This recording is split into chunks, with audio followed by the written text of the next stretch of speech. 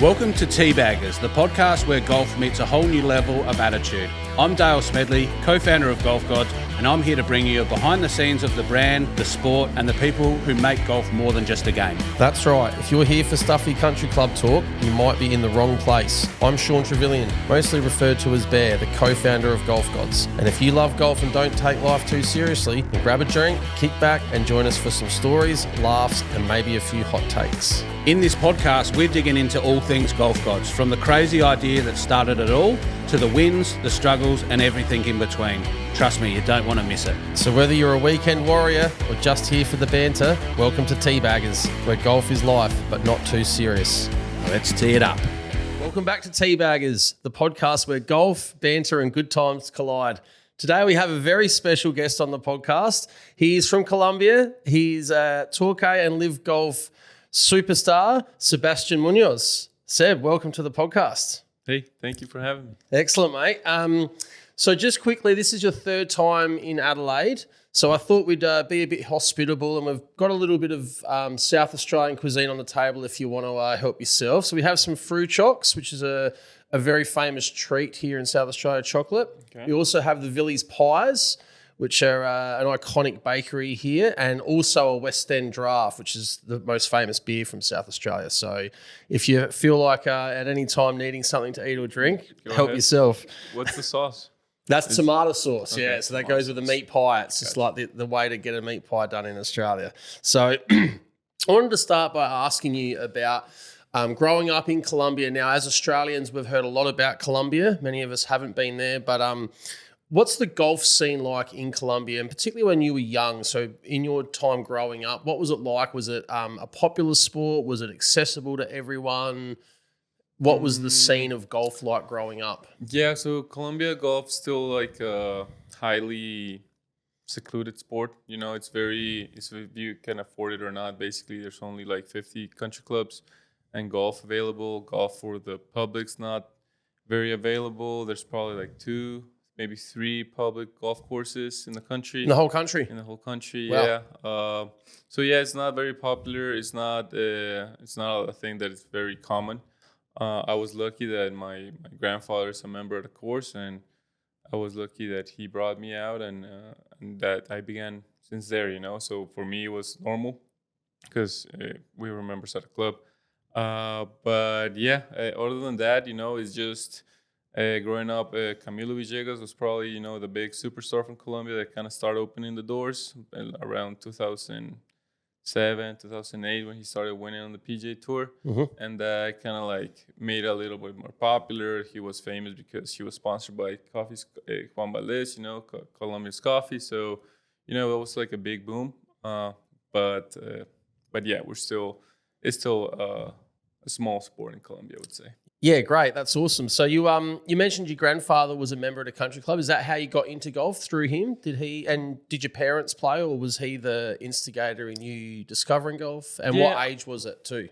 Yeah, so what happened with me was that my dad and my mom got married and then went to the United States to start kind of working on their own. And my dad got a job at a golf pro shop. And then he had the idea to sell those clubs in Colombia, you know, just kind of like an import deal. And so there's always golf clubs around the house, and he was the one that taught me growing up, and it was thanks to my grandfather, you know, that he was a member, that we were able to go to the club and take my first lessons, and then we became members as well. So yeah, it kind of started from there, but I started since I was very young, probably like 2, 3. Excellent. Yeah, right. Always been around it, and the family has as well. Life, That's great. So was golf considered, especially so with thinking when you were young, was it a cool sport? Like if you were playing golf, was it cool, or was it, you know, I'm assuming soccer is the most popular sport in Colombia. Correct, yeah. Like I was, I mean, not super teased, but a little bit at school, you know, it's like an old man sport. And, you know, you should go play soccer, you should go play, you know, basketball, something different that a lot of kids play. But yeah, I mean, I don't know. I was really good at it. I was winning trophies, and that's what mattered the most to me when I was young. Great. Did you have a moment as a youngster where you thought, like, I can be a professional golfer, or I'm maybe better than the others around me? Like, was there a moment where you sort of thought this could be it for me? Yeah, I mean, when I was young, when I was under 10, I would say that, you know, I had big dreams of coming to the States, playing the PG Tour, and being one of the greats. Then later, when I was 15 or something, that wasn't that much of a concern for me. I was excited about learning other parts of life, like hanging out with friends, going to parties. And then by the time my golf friends started going to college, I got really interested in golf again as a way out of the country, as a way to, get a scholarship and, go to the United States and see, what was next in life. So that definitely was influential. And I ended up going to North Texas, where I studied for 4 years. Yep. Excellent. That's great. So growing up, did you have any cheers, mate? Cheers. And did you have any like moments where you just thought, you know what, golf's stupid, I don't want to play it anymore, I'm done with it? Maybe, but not like definitive. You know, maybe like pissed off for a week or a month, but never like I'm never gonna touch it again. Yeah, cool. What was the most ridiculous golf superstition you had as a kid? Was there something that you did that you look back on and think, why did I care about that? I remember, well, not a superstition, but I remember, I don't know why, when I was like 15 through 18, I started playing like with it was like Abercrombie and Fitch, like the little like polos that the thing was only till here. Yeah. So that was a really bad look, but that was the thing I was into, and I did it for like 2 years, and that was not a great moment. Is there photos of that floating Probably, around? We might have to try and dig that up for the podcast. That's good. I got that, and then I was rocking a mohawk back in the day. Oh, so, it's just a different look. That's gold. Excellent, mate. Who was the first golf pro that you met where you just was like starstruck? Like it was like, wow, I'm meeting this particular golf professional. I think there was an event in Colombia the year I won on the Corn Ferry in Cartagena, that it was Camilo Villegas, it was Angel Cabrera, Ernie Els, and myself playing a skins game. And I was like, well, how did I end up like next to these guys? Yeah. So that was the first time I was like, wow, awesome. These guys. Yeah. Did any of them make the black book? We're going to get onto that a bit later. Black book. It was a weird day. It was a weird day because I was battling, I was tying the holes, and I ended up winning 0 skins that day. Yep. So I got pissed with myself, especially. But it's golf, and it's just the black book's just never ending. Good. All right, we're going to talk about that a little bit later. But finally, to wrap up, growing up, you've got a good diverse with your team of South American coverage. Who makes the best food? What's the best food in South America? It's got to be one of the countries of the which country does the best food? Oh, Mexico, yeah. Mexico does it? Yeah. Yeah, because, if it's between Colombian, Chileans, and Mexico, I'll go with Mexican. You go Mexican? Okay, great. Yeah. I want to ask you a few questions about Torquay Golf Club and LIV Golf now. Yes, who on your team is most likely to be late for a tee time? Late for a tee time? Probably Carlos Ortiz. Yeah, he's always trying to be the latest at everything. Okay. Like he doesn't want to waste 1 minute, like he's just, if he can be there 5 minutes before for a warm-up and be done, he'll be there. He told me the opposite when I interviewed him earlier. So he said everyone would be early and you're all diligent. So I'm glad you said that. Yeah. Now, back to the black book. So I want to know about who gets the angriest when they lose a friendly wager, but beyond that, it sounds like it's you. And how long is this blacklist, and what does it mean to be on your blacklist? There's no black book. They tease me about it because it's the way I kind of get poised and I kind of get going when I have like a match with someone. Yeah. It's just like I'm a competitive guy. I think that's the main drive of my passion through sports and life. And basically, if I remember if I lost to you, 6 years ago playing in a Monday practice round. I remember that stuff. Yeah. So that kind of just drives me up a little bit more, my sense of competition, and it just kind of keeps me engaged and, at it. Fired up to go. Yeah. So if you're in the black book, the person gets an opportunity to play you again. Like you don't ban them forever, but you just remember, I'm taking you down next time I get the chance. Yeah, next time we're playing, I remember that you beat me last time. Are any of the Torquay boys on there? Well, Yeah, I mean, when I was in the PG Tour, for sure. Yeah. Yeah. Like it was when it was like, against each other. Yeah, like for sure. It was the days that probably was the most pumped to beat him. Like it was my way to kind of like measure. Like if we Joaquin and Abe, they had good seasons on the PGA Tour and they were really good players and they managed to be like top 30 in the world. So if I was able to beat them and like hang out with them, I knew that my level was gonna be pretty good. So I was always kind of like motivator to try to beat the best Latin that was at the moment. Love it. Yeah. If LIV were to introduce a trash talking segment to the golf, who on the Torquay club would be the best at that? I think Joaquin. Yeah? Yeah. Mostly because he can back it up. Okay. Like, to be able to talk the trash, you gotta be able to hold yourself up. So I think he would be the best at it. All right, I love that. Now, talking about the whole squad of LIV, not just your particular team, but everyone that's on the LIV tour, if you were to have a karaoke night, who would be the best singer and who would get booed off the stage? Best singer. Ooh, we just came back from Riyadh and Leash was quite entertaining. I wasn't expecting it at all. There was this Irish tail joke, probably it's a thing I hear. Yeah. But he was really good at it. He changed his voice a little bit for it, so I think he might have a good singing voice. There you go. Good to hear. Which one of your Torquay teammates would be the best in a street fight? I'm kind of parted because I think like the dirtiest fighter could be Carlos. Just because I think he just talks about it, So so much he's talked about it, like I already kind of believed him. I don't want to fight him. I don't want to get in an argument with him because it's exhausting, to be honest. So then I'll go with Mito because I think he's the strongest. Yeah. But he's more of a gentleman. So okay. We'll see. I don't know. Street fight, everything goes. Be an interesting one. Yeah.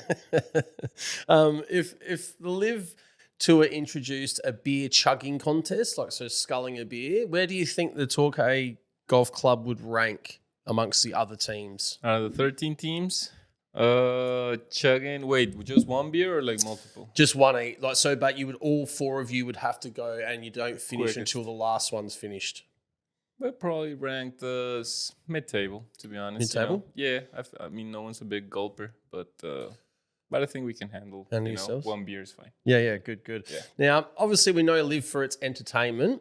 What's a non-golf skill that you have that you could share that would be entertaining? Probably the thing I'm the most skilled besides golf, either video games or like volleyball or ping pong. Like I like to the ping pong. The sports, the little sports, like that one, like anything that's kind of fun, like darts, like a one-time thing. Yeah, I'm pretty good. Like for the first time, lucky we're not at the Golf Gods headquarters because we got the darts board and ping pong table. We could have put you to the test there. Yeah. What's the best team celebration Torquay have had so far? Well, we didn't celebrate much last year as a team, so we have to go back to 2023, and I'm gonna go with Spain. That probably was a really good win that we had there, and nothing. We had a lot of fun. Good to hear. Good to hear. I'm going to ask you some questions about Australia now. Some funny Australian questions just to test your Aussie knowledge, being that you've been here a few times. Sure. What's the best and worst thing about Australian golf fans? The best and worst. The best, I think it's like the passion, the admiration for sports. I feel like here in Australia, it's a big sports culture, and they admire talented people, and they admire like guts, and they admire all that stuff, which I think is awesome. And the worst thing would be trying to understand the jokes sometimes, like sometimes a little too over the top. It's like, okay, that was a little too complicated. Yeah. You really had to say it. I guess I'll just let you go. It's just one time a year you have to listen to it. You got to put up with it. Yeah, we've got a few questions about the Aussie banter coming up too, so that's good. There's plenty of banter. If a wild kangaroo took your golf ball, would you want to take the penalty drop, or would you want to fight it for the ball? I've seen the Australians go at it with kangaroos. I always see the guys hit the kangaroo, but not the kangaroo hitting back. So Okay, you rate yourself against him. like I don't know. There's some big boys out there. Yeah. So I'll have to assess upon looking at it. But yeah, probably take the penalty drop. I'm not into fighting. Now I'm over 30, you know, like I'm hearing you. easy going. I don't want any extra trouble, any extra pains. Yeah, gotcha.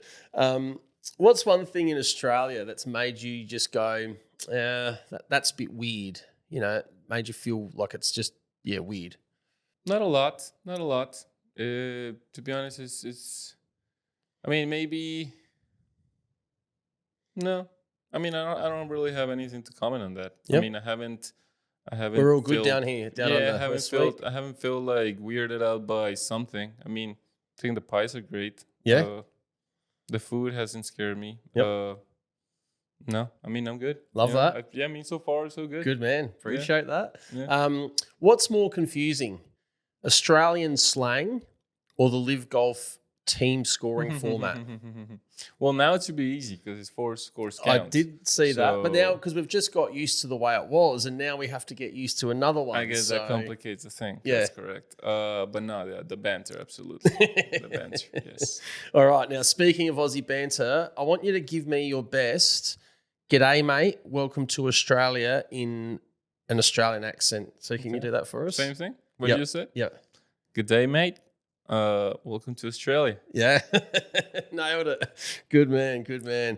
All right. We're going to go with some quick fire questions now to wrap up. So I'm just going to shoot some questions and you just give me the first thing that comes to mind. All right. Will do. Would you rather win one Masters tournament or all 14 LIV events in 2025? I'm going to go with all 14 events. Oh, yeah. Okay.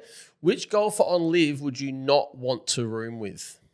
Which, sorry? Which golfer on LIV would you not want to share a hotel room with? Pulse. Pulse? Yeah. Any reason why? I don't know. It just seems like being with him a lot of times could be obnoxious, you know, just I take him in small servings. Excuse me.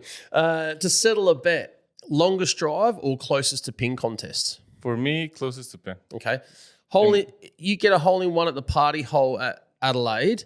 Are you sticking around to buy everyone's beers, or as soon as it hits 5 figures, are you leaving? Well, I'm not staying until everyone gets their beer. That's for sure. But yeah, I mean, I would definitely buy. I think 5-digit limit sounds good. That's not too bad for a hole in one at the party hole. I mean, I don't know if that serves everyone, but it's gonna be close. Yeah, it might be a few multiples. Yeah. Could escalate if you stick around though. If you could swap places with any athlete worldwide, who would it be and why? Probably I would go Usain Bolt just before the 100-meter sprint. Yeah, cool. All right. Yeah, a lot of adrenaline. I think that would be nice. Yeah, cool. If you could take any skill from any golfer in history, who would it be and why? Skill in golf. Yes. Just well, I mean, golf. it could be John Daly's drinking ability. It could be. You can pick whatever skill it might be. You know what? I really like Seba's way to handle the banter and the comments and all that stuff, like his confidence and be able to like talk to the guys and be part of the system. I like that. That was cool. Yeah, he was really good at that. Yep. What would be more terrifying? A magpie swooping down on you or an Australian huntsman spider? Magpie is a blackbird, right? That's right, black and white. And if you walk past the tree and there's a nest, they will come for you beak first. They try to take your head off because they're trying to protect their nest. Yeah, we have some of those in Colombia, but they never touch you. They come really close. The magpie would generally not touch you either. Okay. They would scare you, but they come frighteningly close. Yeah, I don't like birds, but wait, you said the black spider? That's a venomous one. It'll kill you. Yeah, it's a huntsman. It's big and it's going to kill you. Okay. Speaking of spiders, do you know the saying, "I'm not here to fuck spiders"? No. Do you want to know what it means? Sure. Do you want to have a guess at it? I'm not here to fuck spiders. I don't know. It could be weird. I don't know. I'm guessing hairy, bad looking. Is it in that kind of No, way? no, actually. Okay. So what it means is, so say the perfect example is say the golf event. If you were to stand at the first tee and look at your opponent and say, "I'm not here to fuck spiders," it means like you're here to win. You're not here to muck around. Gotcha. You're not here to do the ugly or the hairy. You're like, I'm here to, I mean business. Gotcha. Yeah. So you can keep that one in your repertoire if you Will like. do. Yeah, that's a good one. One Torquay player needs to make a 10-foot putt for your team to win the LIV Golf Championship for a whole season. Who takes that putt? I'll take it. You want it?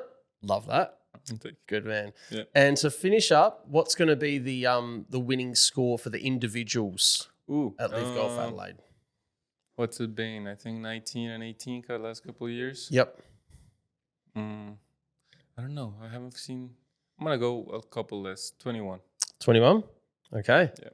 Well, Seb Muñoz, thank you so much for being on the Teabaggers podcast. It's been a pleasure. And, we look forward to watching your golf continue throughout the season. Perfect. Thanks very much, mate. No, pleasure. Awesome.